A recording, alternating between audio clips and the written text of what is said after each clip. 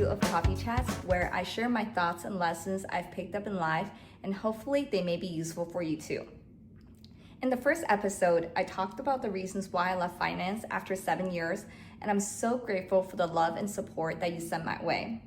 If you haven't seen it yet, I'll leave the link to the video below so you can catch up. In today's episode, I want to talk about the 3 benefits you lose when you quit your job to make sure that you stay fully informed before making the leap. So now let's get into it. So number 1, which is probably one of the biggest perks that your company offers, is health insurance. Health insurance, including medical, dental, and vision, typically ends on the last day of the month that you quit your job. So in my situation, I left my job in mid-July, and my coverage ended at midnight on July 31st. So over the past few weeks, I've been going to a couple of doctor's appointments for routine checkups, including the annual physical, dental cleaning, and vision exam. I highly recommend taking advantage of all the healthcare benefits that your company offers, including any special perks, while your coverage is still active. So for example, some companies cover egg freezing, which can cost $10 to $20K out of pocket. So if that's something that you're interested in and you're considering, that's a huge expense that you can save on.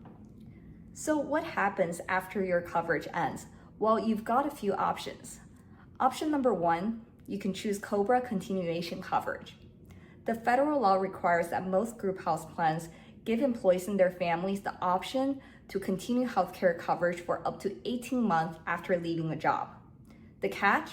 You're responsible for the full premium plus a 2% administrative fees, which means your total cost can go up significantly. For example, my health insurance used to cost around $60 a month, but with COBRA, the premium shot up to over $1,000 a month. Option number 2, you can join a family member's health plan, either through a parent if you're under the age of 26 or through a spouse. This usually costs an extra couple $100s a month, but is generally a more affordable option compared to COBRA. And if those options don't work for you, you can choose option number 3 to shop for insurance plans on the healthcare marketplace, also commonly known as the ACA marketplace. This is a government-run website where you can compare different insurance plans side by side. And one of the biggest perks is that many people qualify for tax credits and subsidies. Without subsidies, individual premium typically range from $300 to $600 a month, but with subsidies, it can cost a lot less. But if you don't qualify for subsidies, or if you think these plans are still too pricey, you can also consider Medicaid or short-term health insurance plans as alternatives. And as for your HSAs, you can still use the funds that you've saved towards medical expenses, but you won't be able to save new money into HSA unless you have a qualifying high-deductible health plan. And one more quick bonus tip. If you have any ongoing prescriptions, double check to make sure you have enough medication to cover the gap while you're switching to a different health plan. If not, reach out to a provider and request for a bridge prescription so that you don't run out. So to sum it up, I highly recommend making the most of your company's healthcare benefits while your coverage is still active. Once it ends, you have a few options to explore, including continuing coverage with COBRA, shopping for plans on the ACA marketplace, or joining a family member's plan.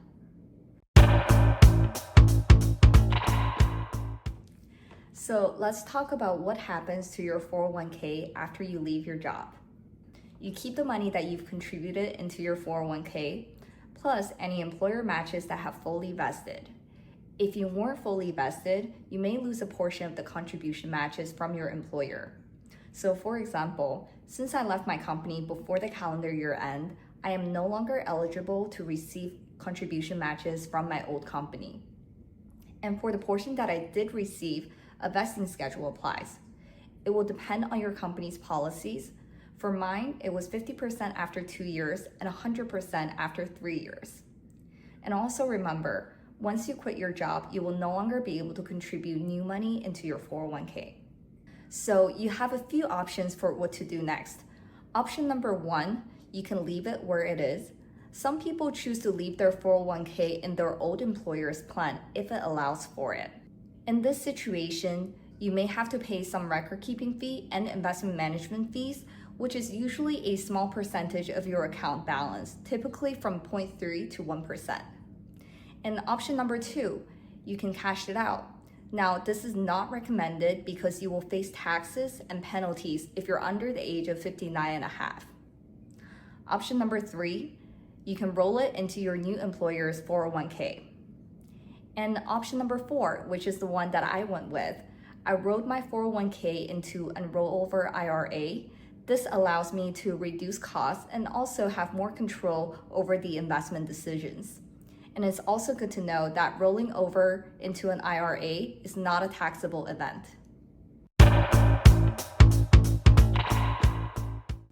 So last but not least, let's talk about some of the other common benefits that your company may offer. If you work in finance for tech companies, it's very common for companies to pay out bonus in the form of stocks, also called the RSUs. If you have any unvested RSUs when you leave your company, unfortunately, those will be forfeited. I know it hurts. Trust me, it hurt me too. However, if you have any vested RSUs, you can cash them out or transfer them into your personal brokerage account. Typically, after you leave, there is a grace period for you to do that, so make sure you check with your company on how long you have for that grace period. Number 2, company-sponsored cost.